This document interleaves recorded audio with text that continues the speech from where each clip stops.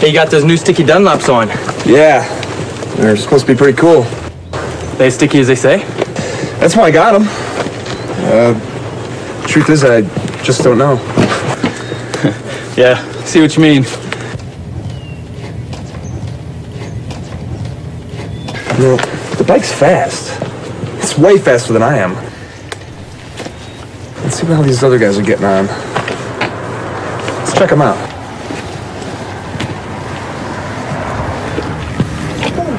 Whoa. Oh, whoa. Now, this guy's brave. He can really lean it over. Hey, look at those foot pegs all ground away. Jeez. And that tire. Gosh. Can I help you gentlemen with something? Is this your bike? Yes, she is. Hey, how do you do something like this with a bike like that? I guess I learned a few things in my days. Yeah, I guess so. You got any advice for us? Advice? It's a very interesting topic. You brake straight up. No way, pup. Trail brake. All the time. No, bro, I'm pretty sure you're supposed to countersteer in the turns. Just get more seat time. You'll improve. No way. You gotta plan out your laps. Be safe. What you do is you downshift to slow down. No. Use the brakes. No, man, it's countersteering. Body steering, man. It's body steering. You got to be smooth. One can hear a lot of advice about riding. Here. I started with this. Yeah. That's the Conoringbible. Go ahead and read it for a week. And go ahead and bring it back to me. Wow, thanks. No problem. Take it easy, guys. Thanks, you too. Hey, see you around. Hi, I'm Keith Code. We hear lots of advice about how to ride. Some of it's destructive advice, some friendly advice, and some useful tips. Let's see how advice stacks up against the technology of riding. Take how to steer as an example. Most often, our first vehicle had 3 wheels, like this tricycle. Turn the bars to the right, and it goes right. Turn to the left, and it goes left. Simple. Our first ventures out on 2 wheels usually involved training wheels. Now we have a 4-wheeler. From the tricycle experiences, we instinctively turn right to go right, and it works. In the time-honoured method of training, we raise the training wheels. Now we have a recipe for disaster. We've lost 2 wheels. It's now a frighteningly unstable machine. The child expects it to steer like everything else she's ridden. Look what happens though. She steers to the right and the bike tips over to the left, just like all 2-wheeled devices. Let's go for it. Even with all the bad advice, out of our sense of survival, we somehow make it work. She has never But balanced do yet. we Lower the training understand wheels. You'll kill the her. underlying technology of it? All 2-wheel vehicles steer differently to 3- and 4-wheelers. To go right, you apply pressure to the right handlebar. That action initiates the turn. The bike then leans over and the front wheel turns into the turn. It's called counter-steering. That's why training wheels are so confusing at first. It's counter to everything the child has learned. There you go. There you go. Hey, good job. Listen, kid. Steering is simple. You just push down the inside peg, pull the bike in with your knee, push the handlebars down, and lean your body in. Oh, really? I didn't know that. It was false and misleading advice like that that led me to invent the no BS or no body steering bike. Let's see if it will help us sort out the facts of steering. I've grafted an extra set of bars on this bike. The whole idea was to take the handlebars out of the equation to discover what so-called body steering really does. The extra throttle on the top bars allows the rider to maintain his speed. Even with massive shifts in body weight without any input through the handlebars, the bike only vaguely changes direction. This would never get you through the corkscrew at Laguna Seca. Foot peg weighting is another myth. Even with his entire body weight on one peg, this bike merely veers off course, and once his course is set, the pressure has even less effect. Good advice doesn't always put the rider in real control and can prevent us from properly being able to do this. A little counter-steering with bar pressure gets the job done and puts the rider in control. Here, we have mounted a simple pointer on the tank to illustrate counter-steering. Let's take it for a ride and see what happens.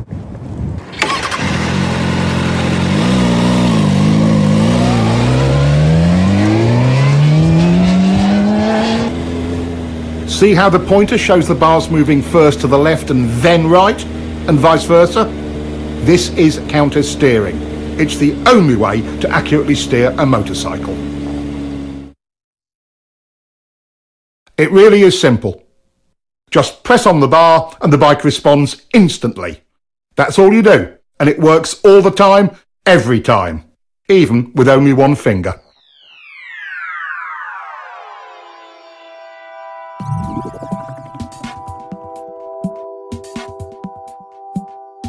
The idea that we lean to steer comes from the fact that when you lean right, you unconsciously pressure the right handlebar, and that counter-steers the bike right. Vice versa for left turns. Lean steering is one of the myths of riding.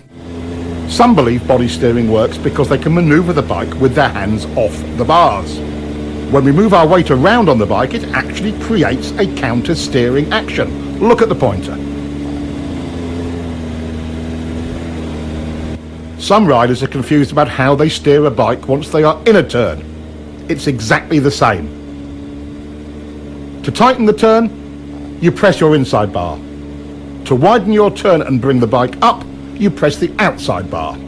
Counter-steering always works.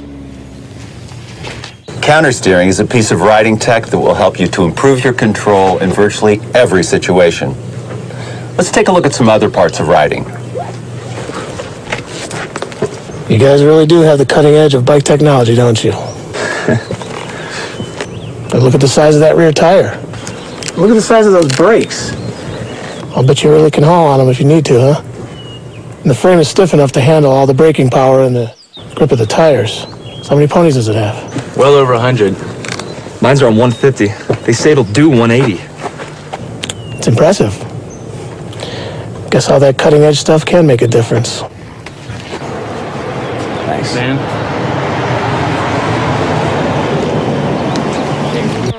But sometimes the cutting edge cuts the rider. What's needed is the riding technology to match the machine's technology. After over a century of development, motorcycles are truly precision cornering machines. But that doesn't eliminate rider error. What stops most riders from being able to use all of that potential?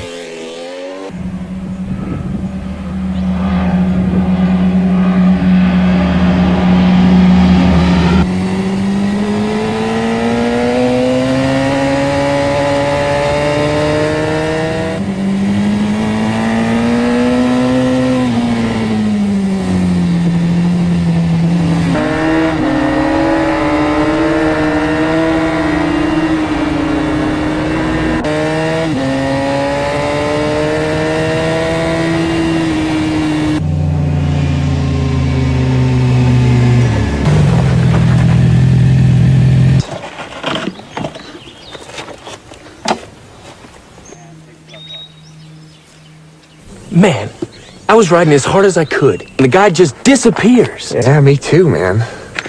Hey, is there anything in that Twist 2 book he gave us about riding harder?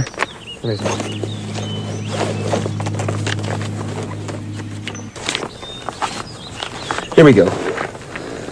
To make real improvement, riders can expect to reach a high level of technical skill, but only if they ride at 75% of their limit. Everyone agrees that in some fashion, survival reactions or... Survival reaction? What's that? It's like fear? Yeah. Survival reactions, or SRs, are the ever-present barrier to riders reaching their goals. That's right. Every time I try to up the pace, I get myself into all sorts of problems. It's like I'm afraid to push my limits. But I'm not sure what I'm afraid of. It's me too. It's definitely my personal limit. I describe it more like Mild panic. Oh, let's ride. Let's see if we can get out. Where's my key? Where's my key? What do you mean? I never took it out. It's not here. Look in the bag.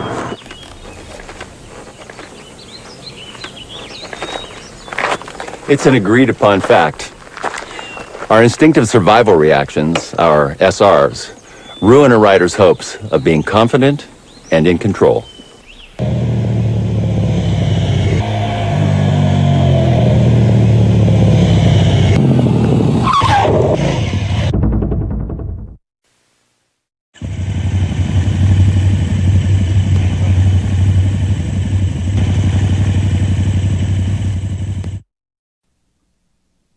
In riding, there are 8 distinct so-called survival reactions, or SRs, and we can see all of them in this one incident. Immediately, we see the rider trying to use body steering into the turn when he should have countersteered, so he starts out a little wide. If you'd known how to steer the bike, this whole thing could have been avoided. Let's get back and see what other errors were made. He gets on the gas to stabilise the bike, but chops it mid-turn. The bike stands up a bit, and that's SR number 1, chopping the gas from panic. Now he's counterleaning against the angle of the bike. This increases bike lean angle, but doesn't tighten up the turn as he had hoped. This is another SR. Now the bike is unstable and running wide, so he tightens his grip on the bars, our most common SR. None of this helped. He's running wide and panics. He's looking everywhere but where he should be. Around the turn. This is visual panic. He target locks on the very thing he doesn't want to hit. An SR? You bet. In a panic, we go where we look. He's steering directly towards the log where his attention is locked. SR number 6. With his attention tunnelling down, he cannot steer effectively and becomes frozen on the bars. Yes, SR number 7. He can't turn, so he jumps on the brakes. Our 8th SR. His lazy steering started the whole mess, but when he chopped the throttle off, it got worse. First, let's take a look at throttle control and how it works.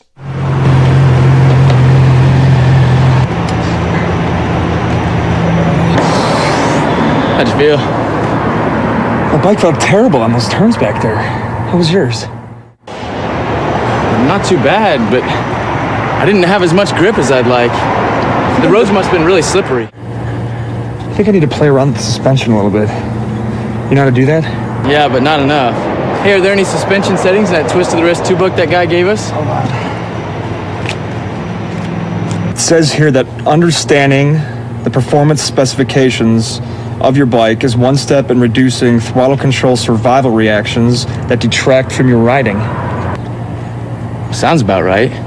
But what does that mean?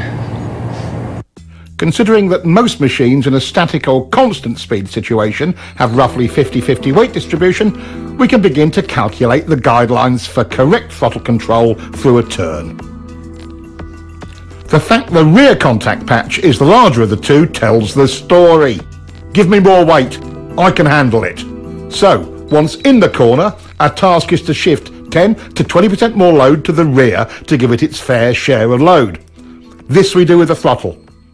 Technically speaking, we want a slight 0.1 to 0.2 Gs of acceleration to accomplish that. Simply put, in a straight line, it's the force generated by a smooth 5th gear roll-on in the 4,000 to 6,000 RPM range on pretty much anything over 600cc. That's not much acceleration, but it transfers the weight. Whatever the RPM range, we must maintain the weight transfer by continuing our throttle roll-on. Throttle control rule number 1. Once the throttle is cracked open, it is rolled on evenly, smoothly and continuously throughout the remainder of the turn. This is not just a racing technique. It applies to all corners on all motorcycles.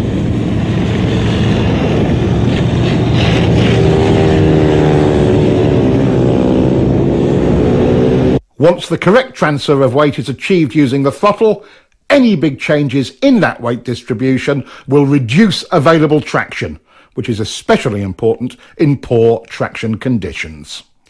Once the bike is fully leaned over, violating rule number 1 with poor throttle control will underweight or overweight that particular tyre bike combination. Here again, even in poor traction conditions, good throttle control gives maximum stability and grip. Slides aren't the only negative result from rolling the throttle on and off. For track riding and racing, each throttle on-off or even just a hesitation will cost you time. At least a tenth of a second, about a bike length, in a slow to medium speed turn.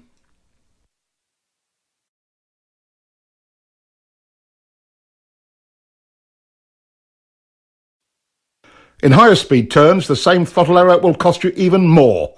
The effects of wind drag are substantial at higher speeds.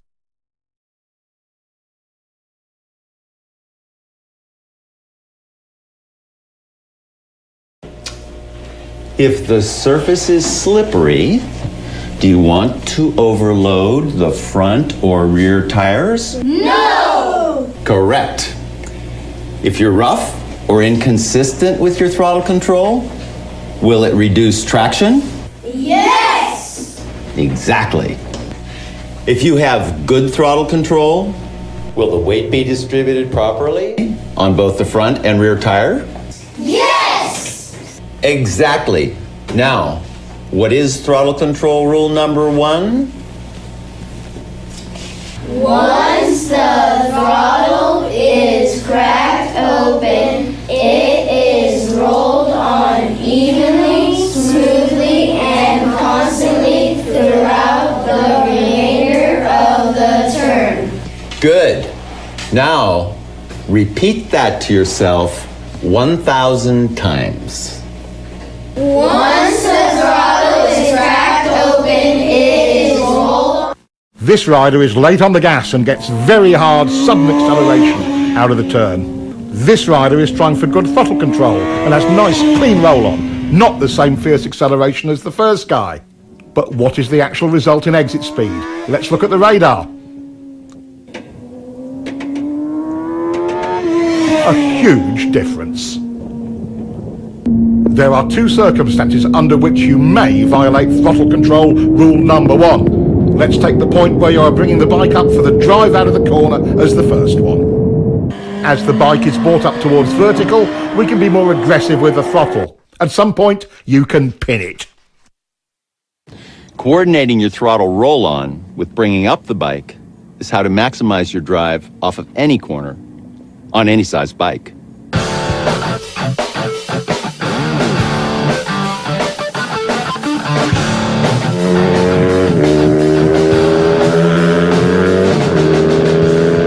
Most riders wait until the bike is nearly upright before they increase the roll-on rate.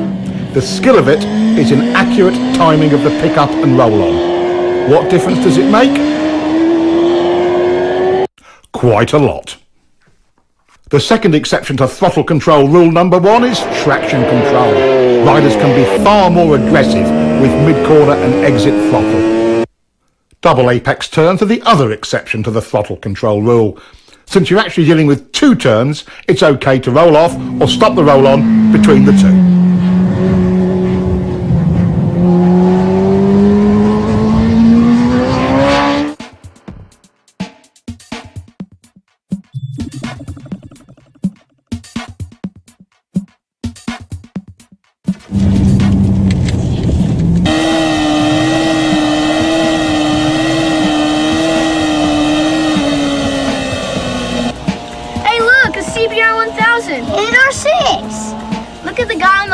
He's not smooth with the gas. I bet his wrist hurt.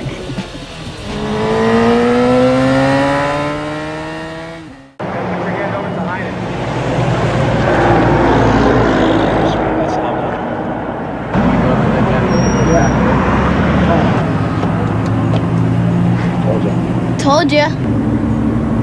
What are you looking at, kid? Your tires. What do you kids know about riding? Once the throttle is cracked open, it is rolled on evenly, smoothly, and constantly throughout the remainder of the turn. How long have you guys been riding? you? About 3 months. Have you guys ever been at a riding school? No, but we got this book this guy gave us. Yeah, just keep reading it. Come on, boys. It's time to go.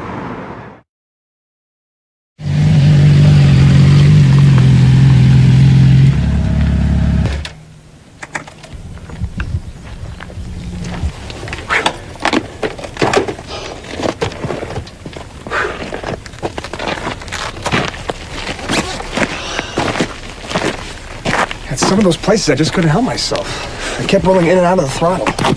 Yeah, that was cool. Completely perfect the whole time. Really? That's funny, because I still can't get a continuous roll on. That's SR1. Rolling out of and on and off the throttle when you shouldn't. That's right. Survivor reactions. How could I forget that?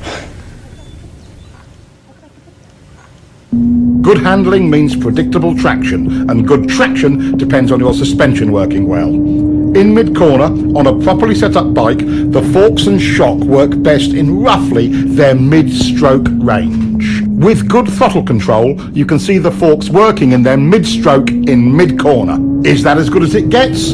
Is the bike happy? Are you happy when the bike is happy? Yes, yes, and yes. At what range do we want the rear shock to operate? In the middle, of course. That's its most compliant range. That's its sweet spot, just like the forks. Once you get back on the throttle, weight begins to transfer to the rear. The rear shock becomes our main concern because we must now rely on it more for stability and traction. Contrary to popular opinion, getting on the gas hard makes the back of the bike rise. That applies to both chain and shaft drive bikes. As it rises, the rear suspension becomes stiff. This results in the rear tyre not being able to follow the road's surface as well, and traction is reduced. This becomes abundantly clear when we look at front wheel speed compared to rear wheel speed on a straight. There is quite a bit of tyre slippage, and look at the rear suspension's position. Nearly topped out. Again, it isn't working well. With good throttle control, we get what the bike is designed to deliver: working suspension and optimum traction. Another downside of survival reaction number 1, chopping the throttle, is reduced ground clearance. Not only does the front compress, so does the rear, which further reduces your clearance. Perfect examples. When the rider is hard on the brakes, the front end wheel feels heavy. Under braking, of course. Check it out.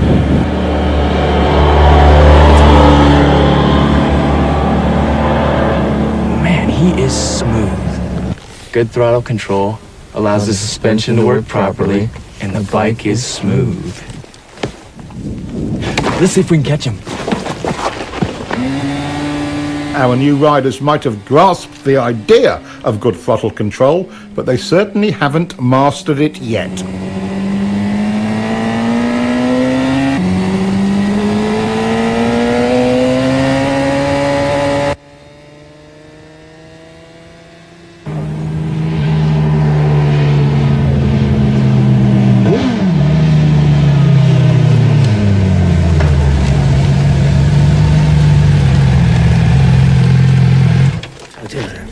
Bye.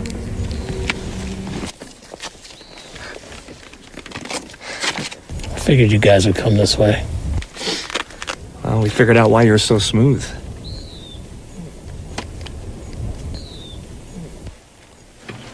They've got it. Your forks, shock, and suspension settings create the potential for good handling. Your throttle control brings that potential into reality. Good throttle control has a major impact on slides. In controlled slides like these, good throttle control maintains stability.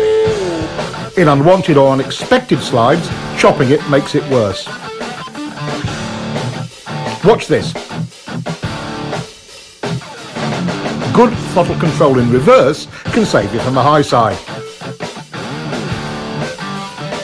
His smooth roll-off works much better. Practice your roll-off as often as your roll-on. When the time comes, it could make all the difference. Without getting into anything really nasty, like oil on the road, what are the usual conditions that activate our off-the-gas SRs? How about some of these? Water and sand are two big concerns for most riders. While you must not be aggressive with the throttle in situations like this, you certainly don't want to chop it either. What is your best bet if it's really slippery? Well, pick it up as best you can. The less lean angle, the better.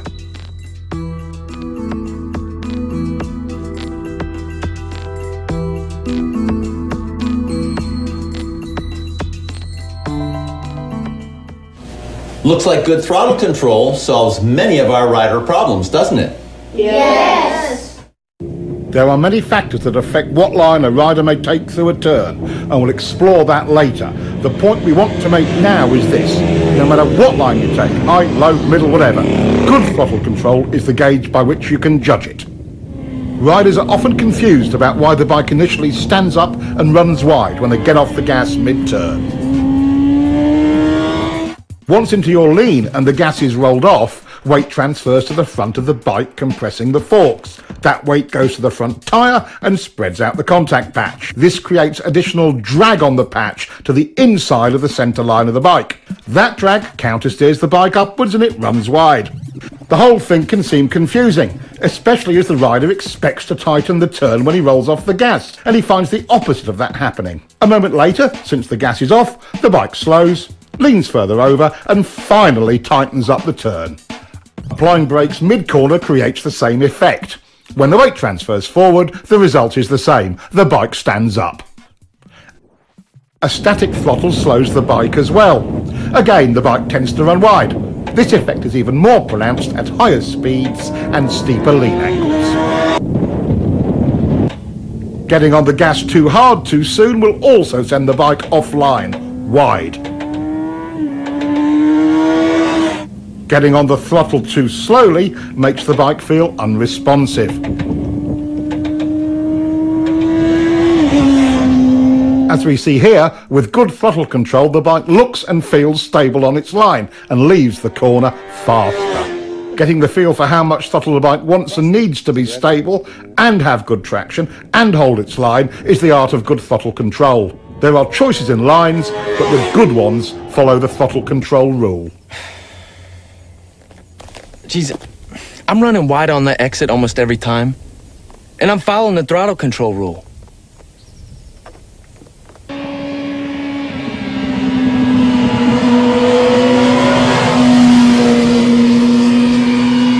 It doesn't make any sense. What's that Twist 2 book say? You get on the gas as soon as possible.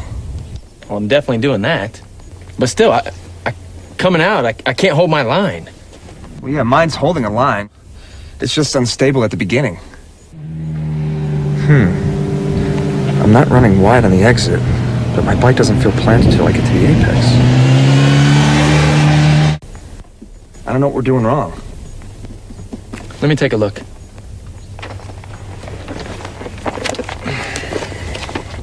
Aha, here we go.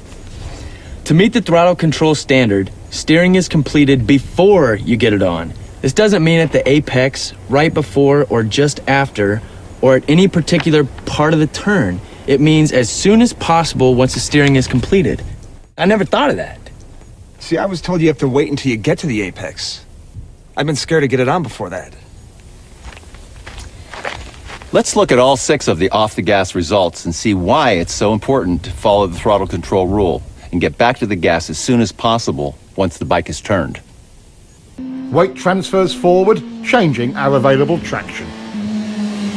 We've lost our suspension's mid-stroke sweet spot.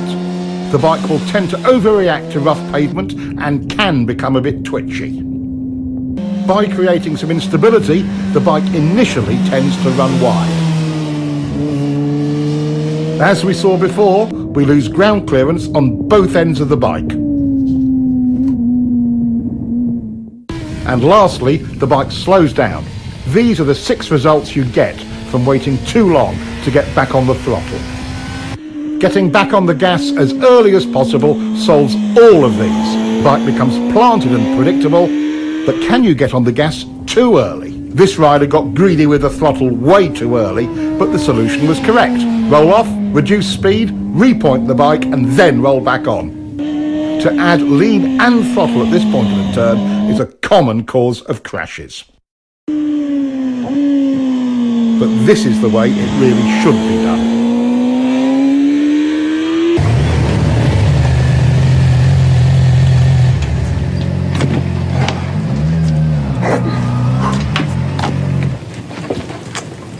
Hey, no more chicken straps. Yeah. I guess we both have a better understanding of throttle control. And we're more confident in the level of grip. Right. Throttle control is a secret to getting the most out of your bike. But there's one place you really need to go to see if you have it nailed. The track. I'll see you guys at the track.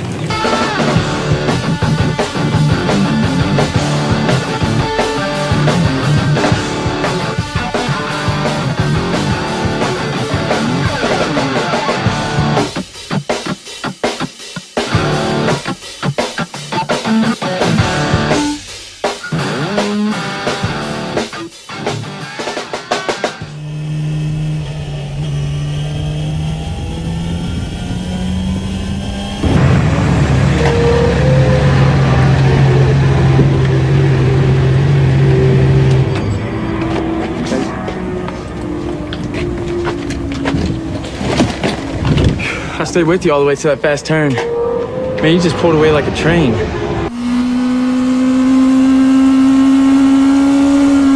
That's because you were charging the turn. Charging turns is a common rider error. Being fearless with the speed and brakes coming in often adversely affects entry and mid-turn throttle. That was a mistake.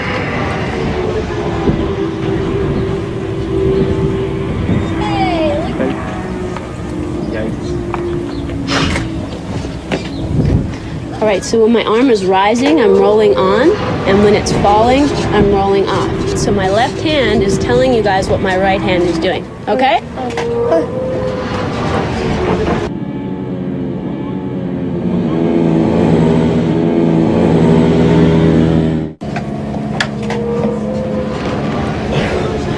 I got it on that first turn. But at double apex.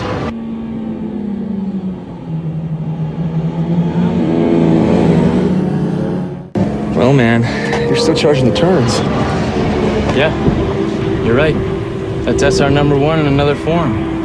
I'm greedy with the gas going in there, then coasting and losing too much speed. Charging your turns just masks your sense of speed.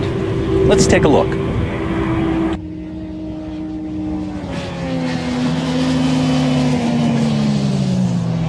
Charging any turn tends to narrow our field of view. When we lose our reference points, it affects our sense of speed. This is one of our SRs. Our new rider is still charging corners and chopping the gas. That will cost him turn entry speed and a clean early roll-on.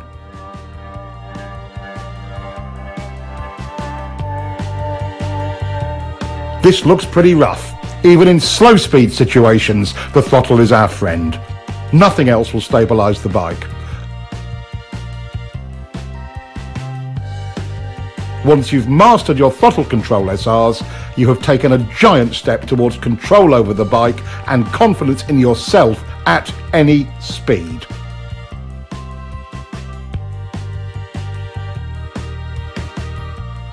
Understanding your bike's needs and wants is important. You don't have to be world champion to see throttle control optimizes your bike's suspension, smooths out rough surfaces, helps you hold your line, and optimizes traction in practically every situation.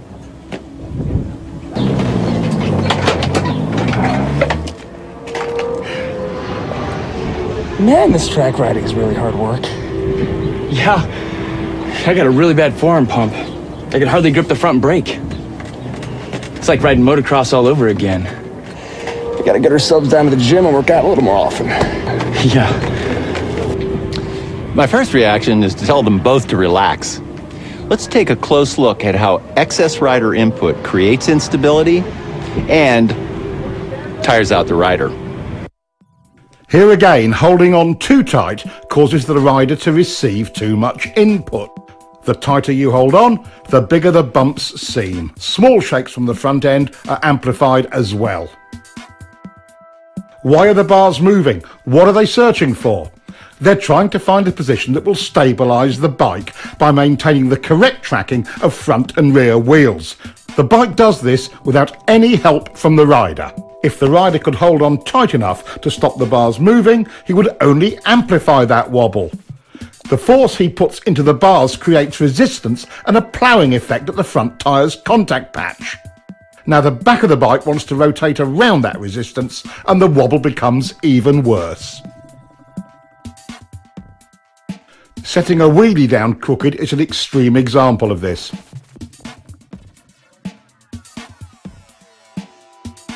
Let's look again. When the front wheel is not in alignment with the bike's direction of travel, there is a huge resistance created at the front contact patch. The wheel immediately tries to realign itself with the bike's direction of travel. Take a look at the massive deformation in the front tyre as it sets down. When the rubber springs back into alignment, the front end shakes. Look at the difference in front end shake the rider is creating when he is too tight on the bars. Being stable on the bike but loose on the bars reduces bike twitch.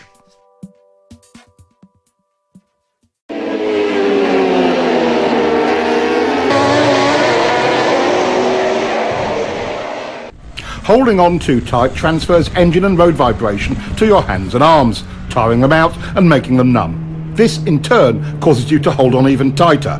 This same elevated level of feedback can, again, easily distort your sense of speed. When the rider responds by tightening up on the bars, it gets worse. This is SR number 2 once again, tightening on the bars. Over poor surface conditions, a rider who tenses his back gets out of harmony with his bike and will tend to bounce in the saddle. This causes extra suspension action. Your legs are a terrific help to your bike's suspension in these situations. Riding light in the saddle using your legs with a loose and slightly arched back helps enormously. Most riders become anxious about being blown around by other vehicles or the wind and tighten on the bars. As the upper body is buffeted by the wind, the bike is being steered by the wind. Ride loose like this and the wind's effect on the bike is reduced. Other key rider jobs are similarly affected by holding on too tight. Being stiff on the bike while riding through bumpy turns tends to turn the throttle on and off. Suspension and traction are affected because good throttle control is not maintained. Riding loose solves this.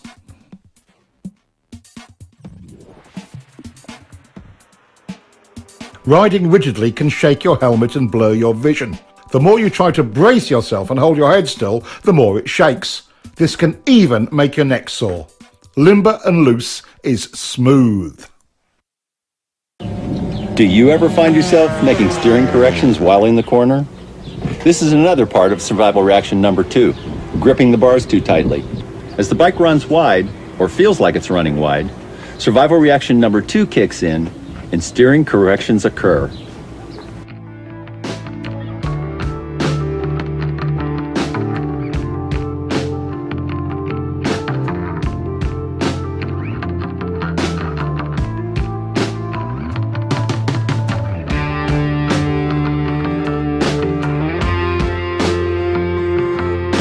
This all makes the bike more unstable and it runs wide in the corner. How much actual bar pressure is needed to hold your line? As you can see, with good throttle control, none. Check this out. I'm not helping the bike at all by holding on. The tighter I get on the bars, the worse it gets. I don't need to go to the gym to hold on tighter. I need to lighten my grip on the bars. I had it all backwards. Like most avid cornering enthusiasts, you've tried to hang off. There are several key elements we'll cover on this. First, when do you hang off? One of the more common beginner errors is moving over into a hang-off position right at the turning point. Notice the bike wiggling?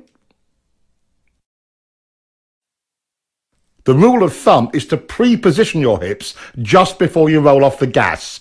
This method will reduce problems from unwanted handlebar and body inputs. The second novice knee jogger error is hanging off too far. Enough is helpful, too much is awkward and does more harm than good. Notice how stiff the rider is when off too far. One cheek off the seat is enough. These two simple rules will get you started. Hang off early and not too far. The opposite of hanging off is crossed up. This reduces control, exaggerates lean angle and makes the rider twisted and tight on the bike. With a hung-off body position, control improves. Lean angle is decreased and the rider is in alignment with his bike and relaxed. Compare the two. With the speed and line almost identical, look at the difference in exit lean angle.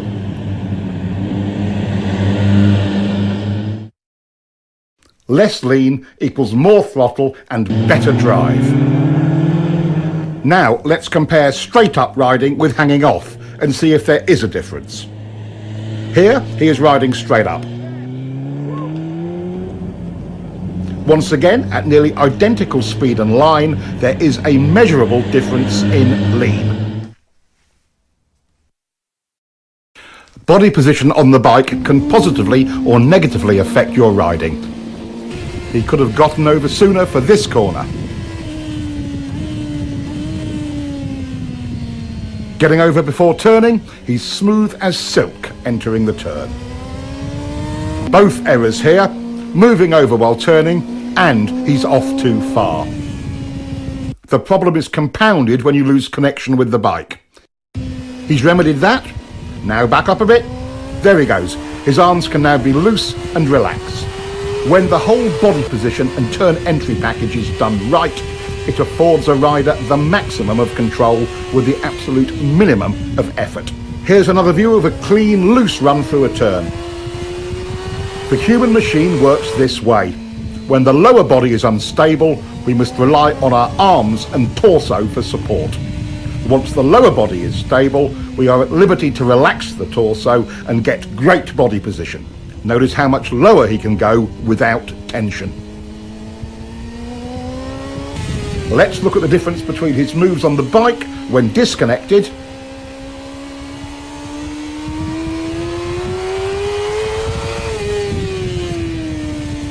and compare that to locked onto the bike firmly. Much more relaxed and in control. The crossed up riding style looks even worse from on board. Everything about the rider is twisted and unnatural. Head, shoulders, even eye position is strained. One last look at the difference between riding crossed up and stiff on the bike and riding in alignment, well connected and loose.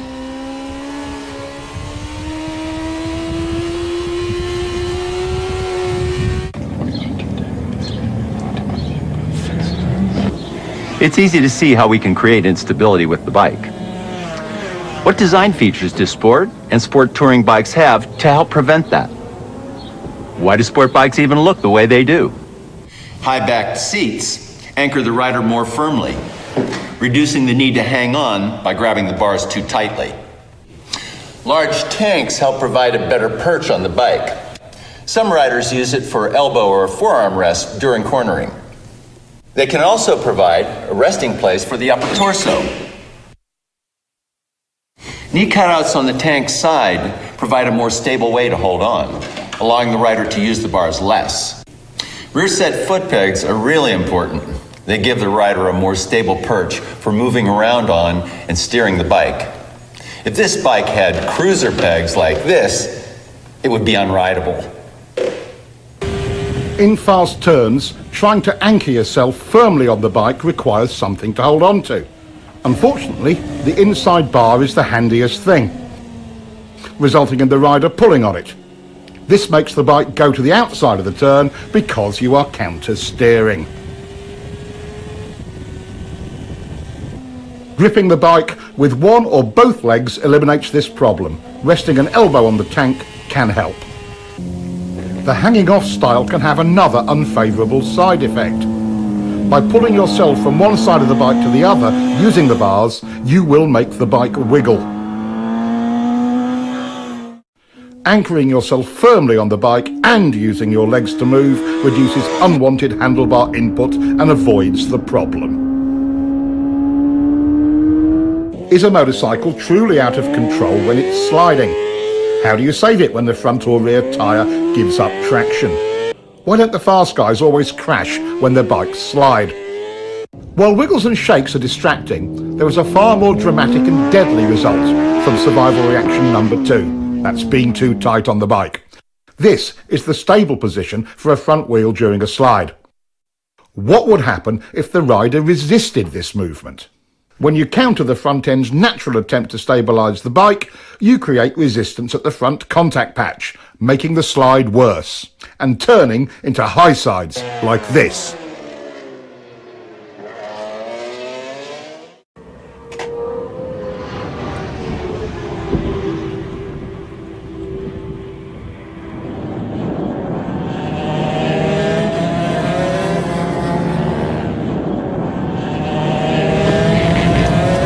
Tire must have gone off.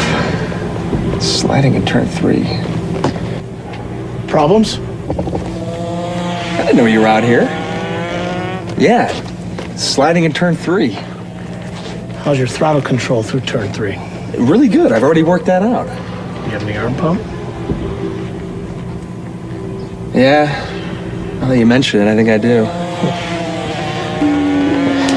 Well, being tight on the bike can start little slides before you get anywhere near the limits of traction. Really? It's not the tire? Well, can you ride it just to see? Sure. Always wanted to ride one of these.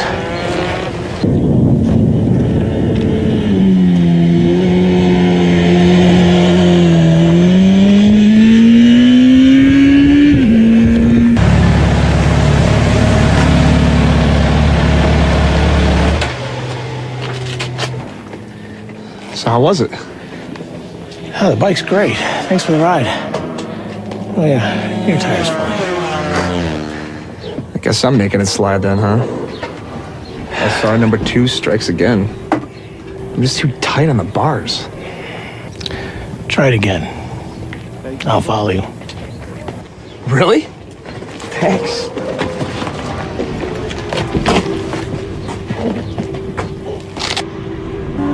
While he may not be really fast yet, our new rider is making real progress.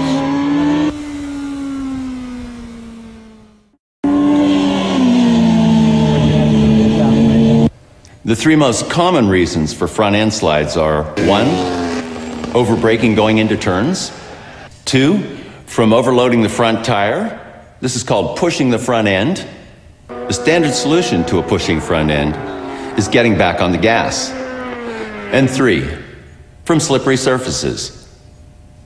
Fighting the front will make you crash. Letting the bike do its own thing, relaxed on the bars, is the right choice. You are dangerous to yourself to the degree you let this survival reaction number 2 grip you in its claws. Take control by doing nothing. Let the bike stabilize itself. I'm getting a lot of head shake over turn 6. I think it's my shock or forks. Guess it could be a bad tire. Does it happen every lap? Yeah. No. Maybe once every 2 or 3 laps at first. Then it did it every lap. I had to pull in. See, here it says bikes don't do anything every few laps. Only riders do. So I bet if you loosen up on the bars, it'll stop. Yeah, I think you're right. You know?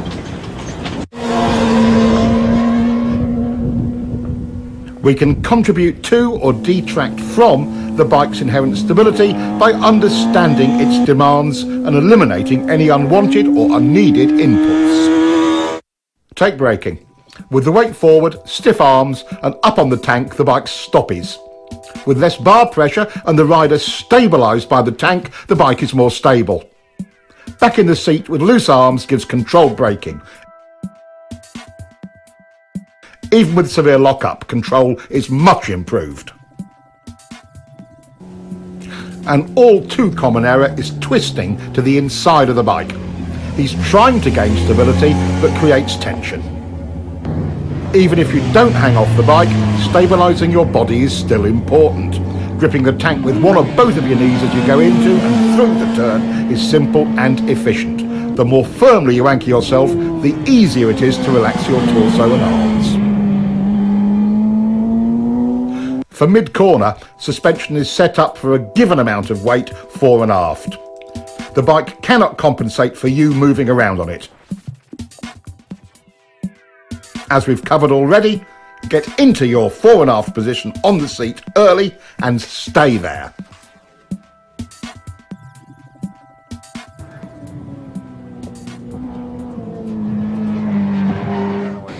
Just to recap, your bike's suspension can be adjusted for a variety of road and track conditions, but you cannot adjust it for excess rider input. By being loose, the rider allows the bike's suspension to perform at its best.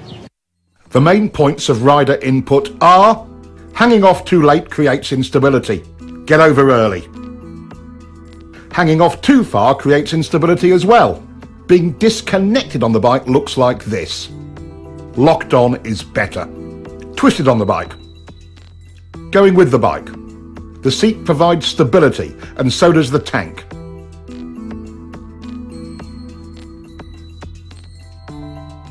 Use your pegs. Riding stiff. Riding loose.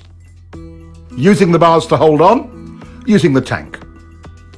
Tight equals front end shake. Loose is stable. Crossing on the bike. Going with it. Tight, it slides. Loose, it recovers. Acceleration head shake. Acceleration stability.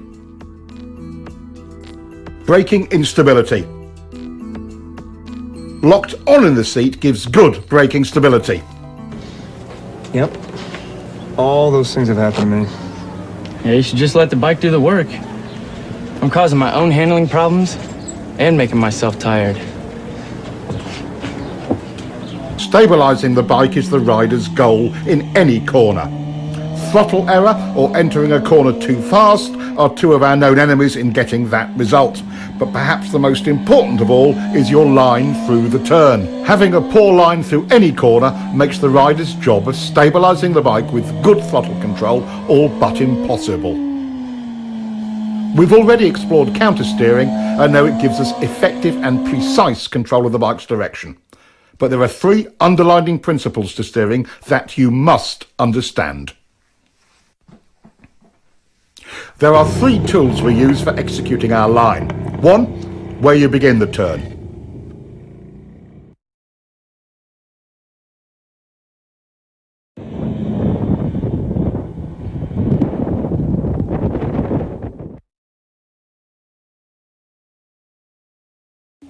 Two, how quickly you flick the bike over.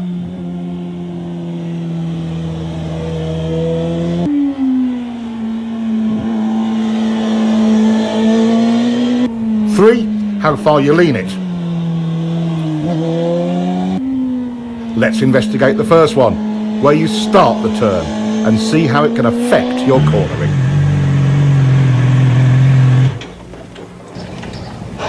Hey, you're doing good, huh? That's getting better.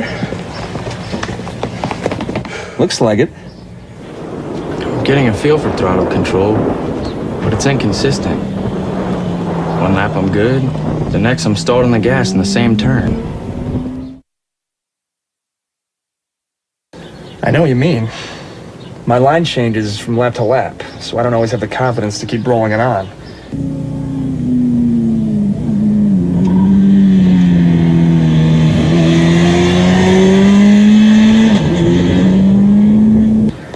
Gets to me. Yeah, that happens to me too. It totally blows my confidence and I'm right back to rolling it off. I hate when that SR happens. Yeah, well, it says here that there are 11 things that are influenced by where you turn into a corner? 11 things. Guess what? Both of our problems are on that list. Really? Yeah. But what is the solution? What can you do to bypass these problems? The answer is too simple. Find and use a good turn-in point. Finding a turn-in marker and using it will give you consistency. It helps you avoid problems like inconsistent lines and throttle errors. How can you find a good line? Once you establish a reference point, the trial and error method will tell you what works and what doesn't. That tar snake on the pavement is a good reference point.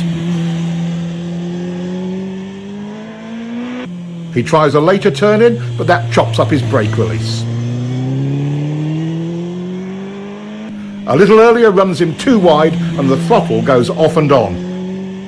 Right after it, he carves a clean line and, most importantly, the throttle control is great. Let's look at some cornering theory.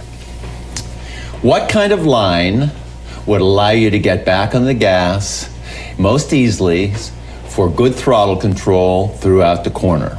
One that starts here? No. Good.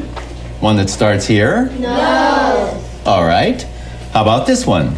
Starts here? Yes. Good. There are actually 11 ways your turn entry position or your turn-in point affects how you corner. First, let's look at your overall corner speed. He's taking an early turn-in, resulting in an inside line. It's plenty fast coming in, but slower mid-turn and exit. Turning in later, trying to straighten out the turn, allowed him to get back on the gas earlier. Your entry point has a huge effect on overall corner speed. While the low inside entry had a high approach speed, it was slower mid-corner and exit.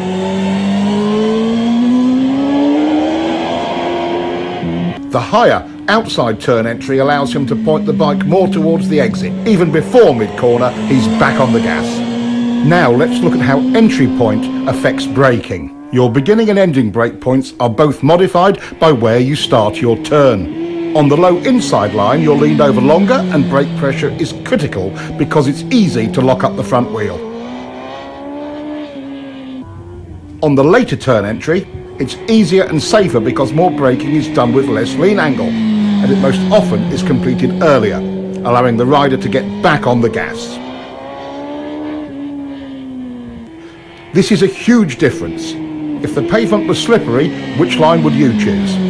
Finishing the braking earlier or later? Your turn-in point determines that.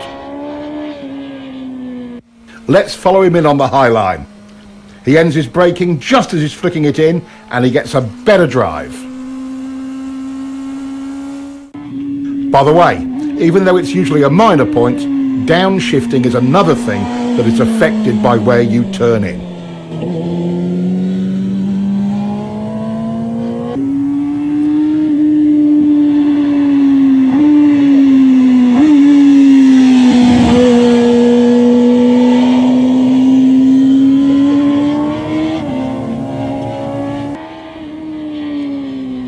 Of the key tools of turning, one is how quickly you can get the bike over.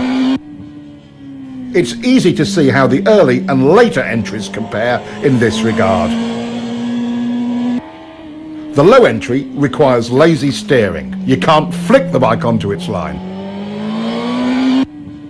The later turn-in allows for a decisive steering commitment to the turn. Mid-corner and exit stability and speed start when the gas comes on. Watch both lines to see where the gas comes back on.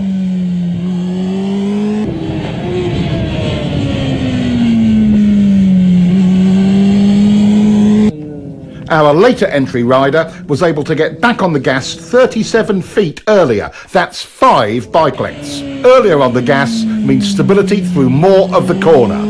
Your turn-in position has an enormous effect on that. That's 6 points so far. A good drive off the turn is number 7. Low line entry checks your drive because number 8 on the list, lean angle, also comes into play. You were leaned over further and longer from a low line entry.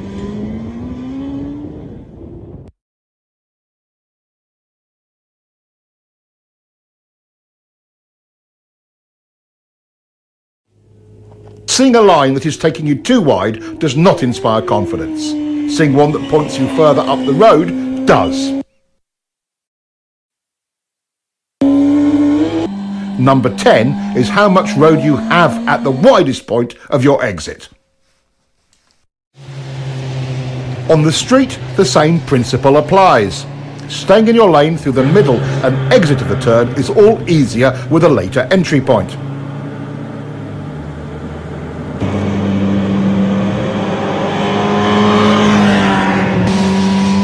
This helps reduce panic and provides riders with a greater margin of error in regard to oncoming traffic.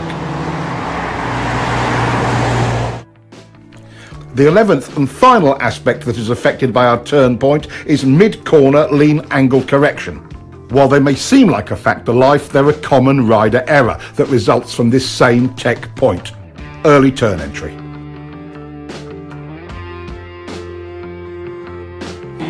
Throttle control rule number 1. The clean, continuous roll-on is always easier once you have established a workable turn point. The single biggest cause of SR number 1, going off the gas when you should be rolling on, is a bad line. We now know all 11 aspects of your riding that are affected by your turning point. Let's quickly review them. 1. Where the brakes go on. 2. Where the brakes go off. 3. Where the throttle comes back on. 4. Where the bike is pointed once fully leaned over. 5. Where will you finish the turn? How wide will you run at the exit? 6. Where will you downshift? 7. How much lean angle will you use? 8. How many, if any, steering corrections will you make? 9. How quickly or slowly will you have to steer the bike? 10. How much speed you can approach the turn with? 11. How quickly or slowly the throttle may be applied. Good. Those are the 11 things affected by your turning point. Now, let's look at how quickly you turn the bike and how that affects your cornering.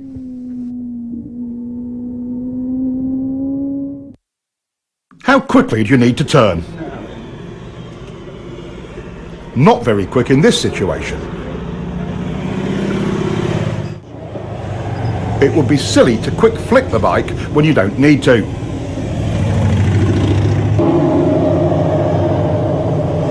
Here's the perfect flick rate. Being able to get a quick, clean flick has many advantages.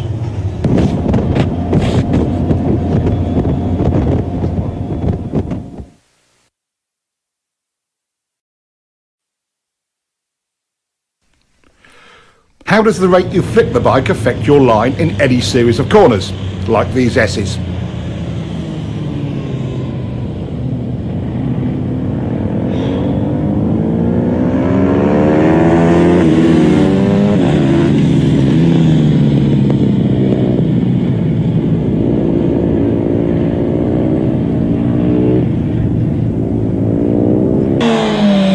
This rider's turn rate was too slow to get him on line to set up for the next corner. This rider makes the same approach, starts his turn at the same place and is running the same speed and with a quicker flick. His setup for the next turn is a perfect line and it will work exactly the same way for you.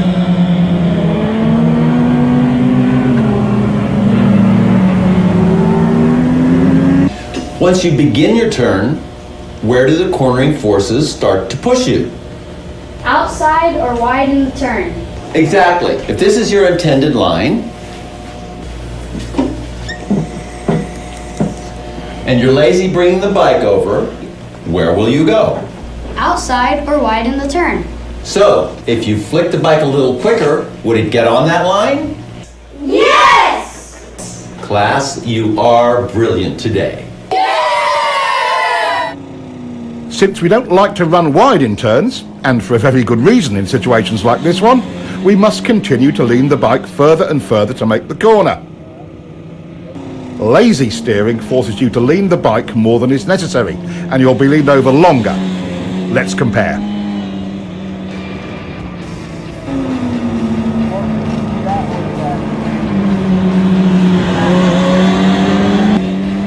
The quicker flick brings the bike onto the desired line. No extra lean needed. Look how much space he has on the outside of the turn. That would come in handy on the street, in an emergency, or on the track for speed.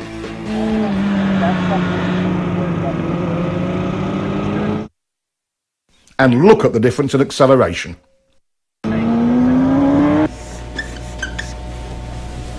What are the immediate benefits of getting the bike turned quicker? More control. Yes, that's true. But why do we have more control and confidence?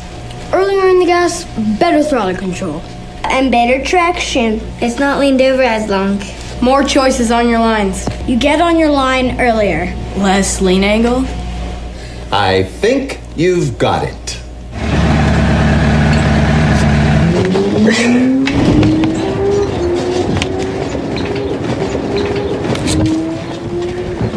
Are they even in school? Maybe that's a version of homeschooling, huh?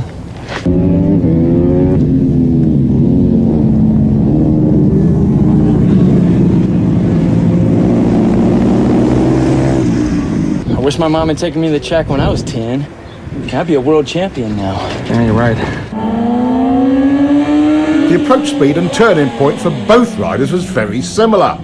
So what was the key difference that got this one through and put this one in the dirt? Let's look again. At this lazy steering rate, even if he leaned it over further, the results would have been the same, or worse. The simple solution is flicking the bike quick enough to make the line. Now, what will happen when they increase their turn entry speed? His result will just get worse. With a higher entry speed than before, this rider still makes his line. It's quite simple. In turns like this, as the speed increases, so must your flick rate. The route to confidence with turn entry speed is nothing more or less than faith in your own ability to get the bike turned quick enough. Okay, we want to be able to turn the bike as quickly as possible for lots of reasons, like accident avoidance, to not run wide in turns or off the road, avoiding being late on the gas and adding excess lean angle.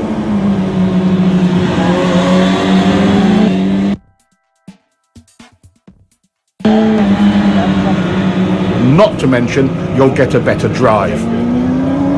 How do we make this possible? How do you become efficient with your steering? What works and what doesn't work? The plane of rotation of the bars looks like this.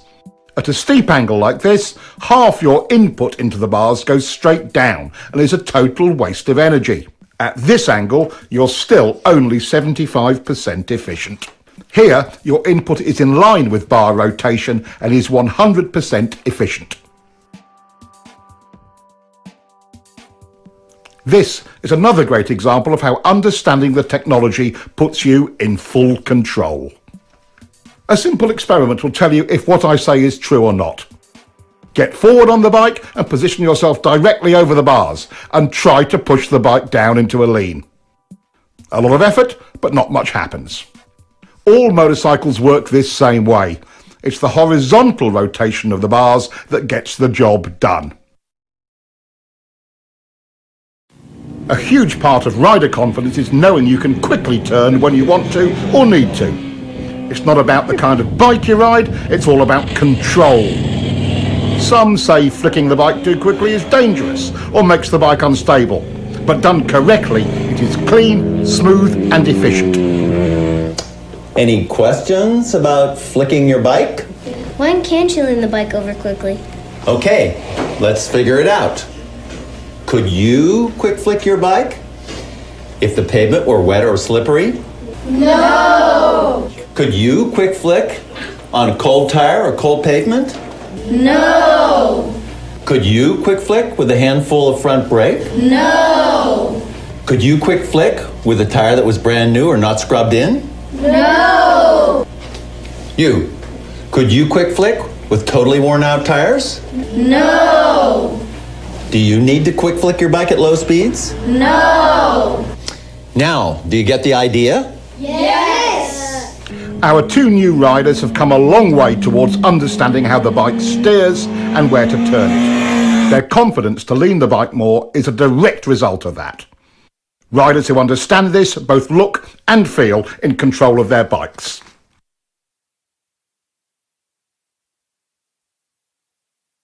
It's amazing. Once you understand the actual technology steering the bike, it totally changes your riding. Yeah, completely changed.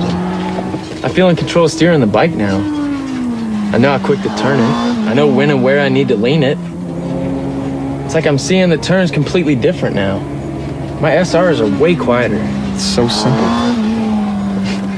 Yeah, once you understand it. In double apex turns like this one, things can sometimes feel a little busy. Trying to maintain a continuous throttle roll-on only runs you wide, because it's really 2 turns. But the rider has more choices. Just roll the gas on a little bit and hold it there. Not horrible, but not really stable either. Get on the gas, and then off to turn it for the second part of the turn, then back to the gas. But that only chops it up, doesn't it? He could go in hard and brake a bit, then on the gas again. That could work, but you'd better be super smooth. Okay, how do we do it? Timing is critical. Getting back into the throttle early stabilises the bike. Then, mid-corner, instead of rolling it off, he just stops rolling on. Here is where your body position comes into play in a big way. When you stop your roll-on, some weight transfers forward. If you are low and to the inside of the bike, it hooks around, tightening the bike's turning radius. That helps to get it pointed toward the exit without upsetting the bike. Look at how much earlier this rider is getting into his down and to the inside body position.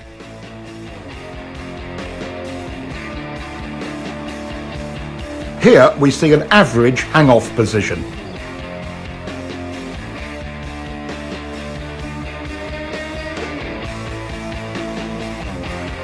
Here's a more aggressive body position. Notice he's able to hold a tighter line.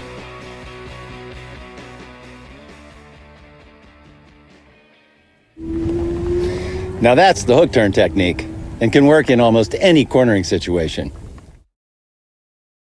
On the road, this technique can be used quite effectively if you find yourself running wide in a turn.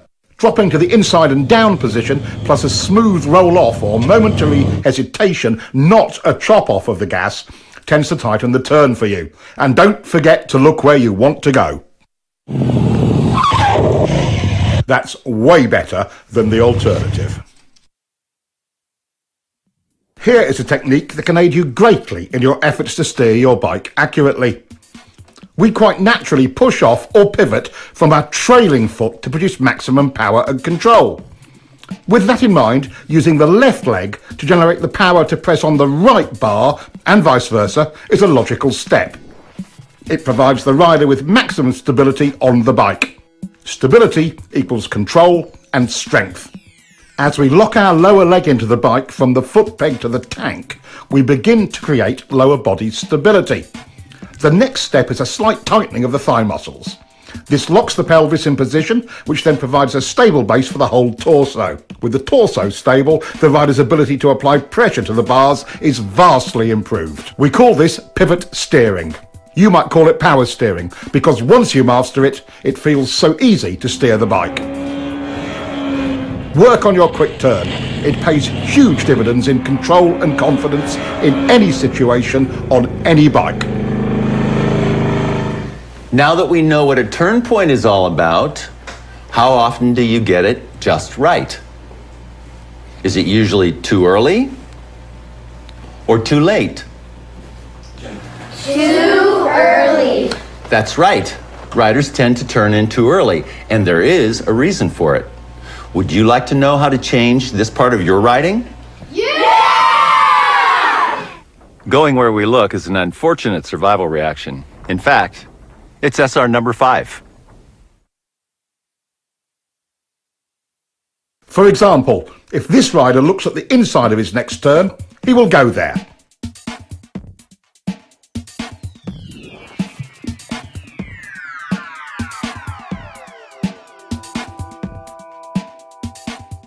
Once our attention becomes fixed on something, we steer towards it. In common parlance, it's called target fixation. And that's what causes riders to take too early an entry into corners, or run wide, like this. We already know what the results of turning in too early are. Training yourself to look in without turning in is how we overcome this SR. We call it the two-step technique.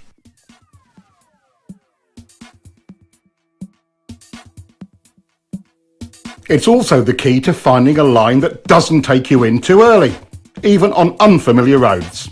Your first step is to estimate a turning point on the road ahead. You don't know the road, so you're just establishing a temporary reference point. Step 2 is find your mid-corner position. Where you clip the inside of the turn is your apex. The trick here is looking in to find it without turning the bike in at the same time. Now he looks in, but notice how he is staying wide in the corner. Now, would you be able to see a line from this position? No. Keep looking, but don't turn yet. How about from here? Not yet, but it's getting better. Okay, now you can see your apex clearly. That's exactly where your turn-in point should be. Nothing provides more confidence than knowing you're on a good line, and it does wonders for your throttle control.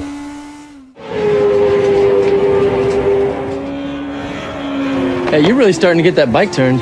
Yeah. I just wish I was more consistent with my lines. I'm feeling kind of lost. Well, you know there's 4 chapters in here about vision. There's a technique in one of them. It's called the two-step that's supposed to help. Two-step.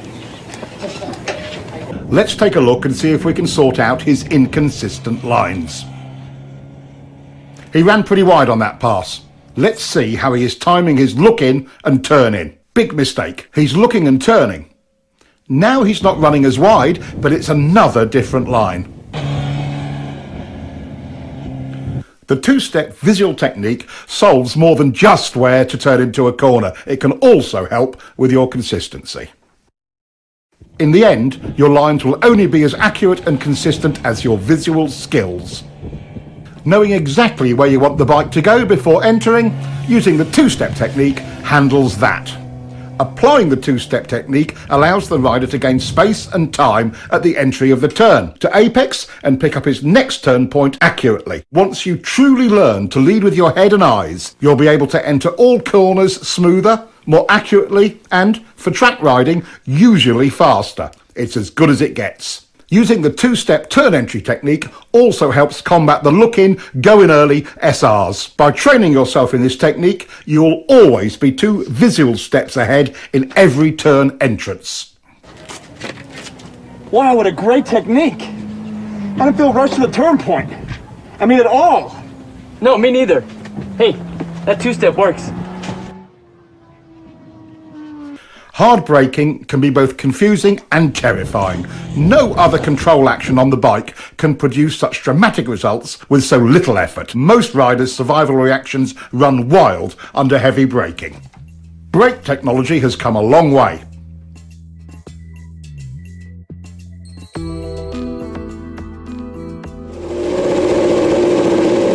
These improvements give riders far more choices on how to brake. But the laws of physics still govern how hard we can use them. Brakes, just like the throttle, are lean angle sensitive. The more lean angle you use, the less you can use either of them. This brings up all kinds of questions about technique. Should I do all my braking straight up? Or should I trail the brakes into the turn?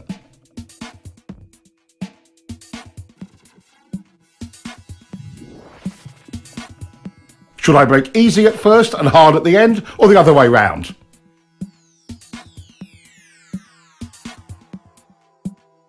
How about easy, then hard, and then easy again?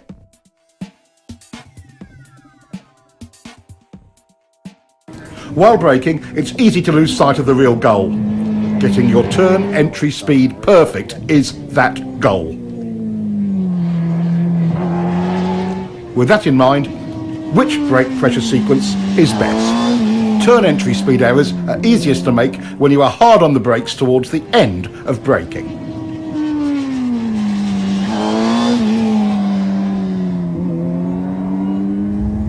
In the fine art of braking, gradually trailing the brake off is the way to accurately find your entry speed.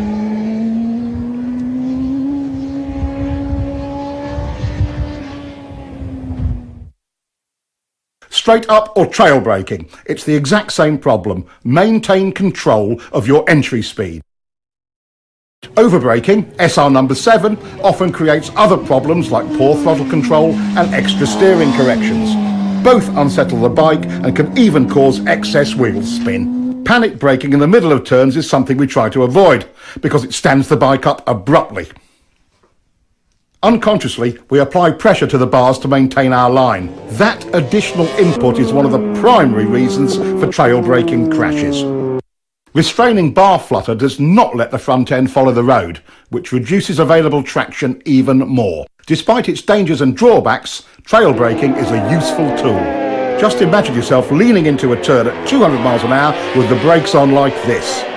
If you have to brake in a turn because of an emergency, like debris or a surprise decreasing radius, bringing the bike up as you do it is your best hope for not washing out the front end. Simultaneous braking and downshifting smooths things out and reduces distractions. This helps you get your turn entry speed right. Watch the timing of the clutch and throttle action in slow motion.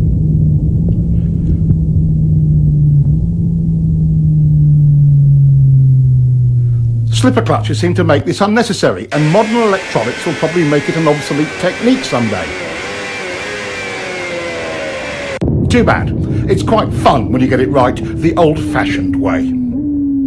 Riders come up with all sorts of strange variations to solve braking and downshifting. He's downshifting first and braking later. That's unnecessary engine abuse. Use the brake first. Pads are cheap, engines are expensive. Some just downshift and don't bother to use the brakes at all. In some situations, when brakes aren't needed, that's okay. But again, pads are cheap. Letting the clutch out slowly seems to solve it for some riders, but that's just extra wear and tear on the clutch and drivetrain. Here, he's revving the motor, but the clutch release is so slow he loses all the revs from his throttle blip. Many riders use this sloppy method of downshifting. No revs at all and a slow release of the clutch.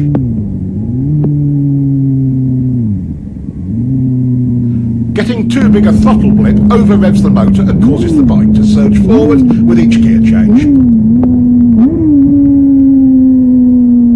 Another common error is over-revving and varying the brake lever pressure from the exaggerated wrist movement. This is choppy and causes the bike to pogo. Too early downshifting uses the engine as a brake and over-revs it. Not revving the bike between shifts and inconsistent brake pressure pogos the bike up and down. Here, he's shifting and easing out the clutch slowly. That takes time and attention.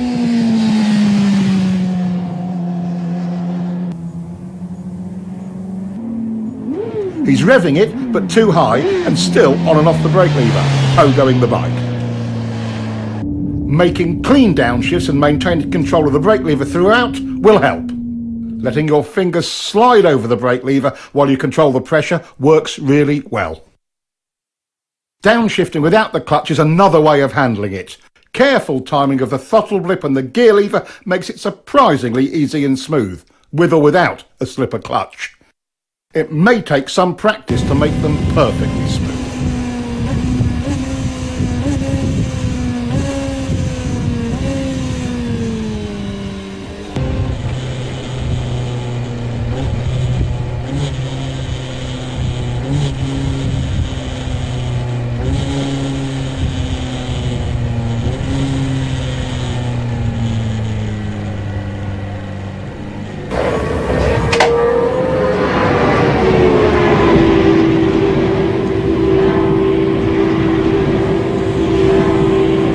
Hey, you guys were looking pretty good out there in the corners.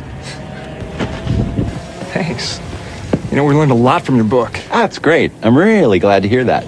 I did notice one thing, though. How do you guys feel about your braking and downshifting? I see. So, clutch in, gas on and off. Clutch in, gas on and off, clutch out. Clutch in, gas on and off, clutch out. You got it. Clutch in, gas on and off, clutch out. Just a little coordination point. It's really all it is. I can't believe how distracting that used to be. Oh, absolutely. Even after I improved my visual skills, I was still feeling rushed at the turn entries. Well, Well, you know, I guess this is a pretty good example of how little coaching can really help. Oh, man. Traction is the obvious limiting factor on our speed and direction changes. We've explored how throttle control, rider input and surface problems can affect traction. But let's take a closer look. A new rider's perception of traction is a little sketchy. As we gain more experience with traction, our perception improves. There are some classical approaches to understanding traction used by average riders and pros alike. They can give riders a new perspective on tyre grip. It's a classic route to understanding traction. Here's Keith's solution to understanding traction. He calls it the Leland slide bike.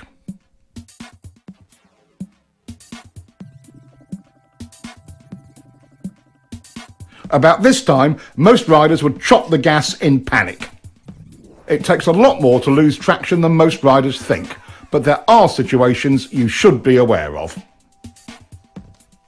Of course, if the tire was new and not yet scrubbed in, or too old, too cold, tire pressure was wrong, over or under inflated, if you were riding on a slippery surface or a polished surface, leaning the bike over too far, other mechanical problems, it would slide. The slide bike helps train riders to avoid slide errors. Watch what happens when he chops the gas.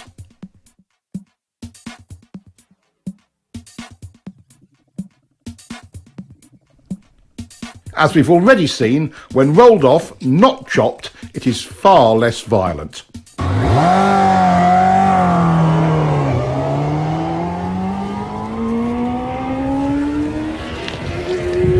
Overriding the grip of new or cold tires is a classic novice riding error. Even at relatively modest lean angles and speed, a cool tire on a cool day can surprise you when you first go out. It doesn't take much to slide. Tire grip and temperature are proportional. A cold tire feels like it has maybe 25% its normal grip. A warm tire on a warm day feels more like 75% or more right away. Don't be a fool. Gradually bring the speed and the temperature up. Never trust the tires. Trust yourself. Learn to bring them up to temperature according to conditions. In generally good conditions, as we have here, modern tyres deliver excellent traction. Good throttle control is the foundation that allows a rider to explore the limits of traction. Even with good throttle control, a small slide can start or get out of hand when the rider is tense. The rider's ability to be comfortable with traction limits depends upon having the key elements of throttle control, rider input and visual skill.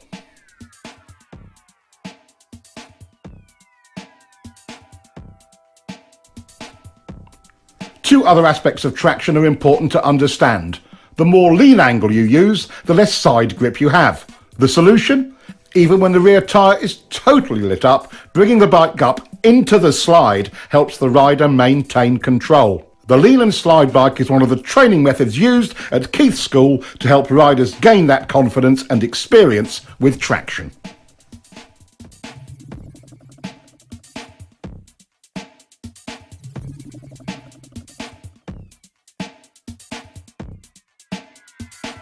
All 7 factors, visual skills, steering, turn points, line, rider input, lean angle and picking up the bike must be under the rider's control for him to be confident with the throttle and with traction.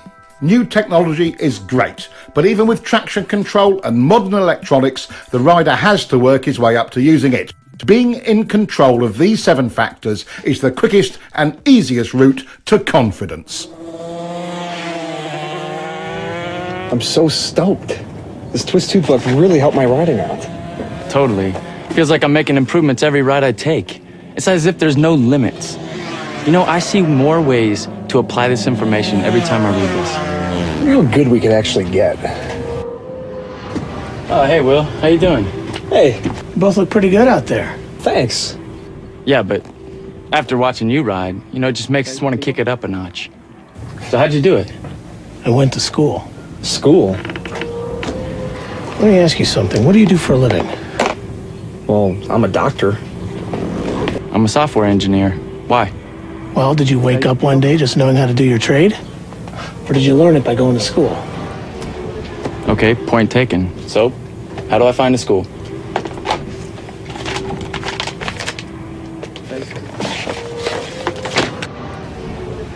Is this where you went? That is where I went. California Superbike School. Really? Best training you'll ever get. See you, Will.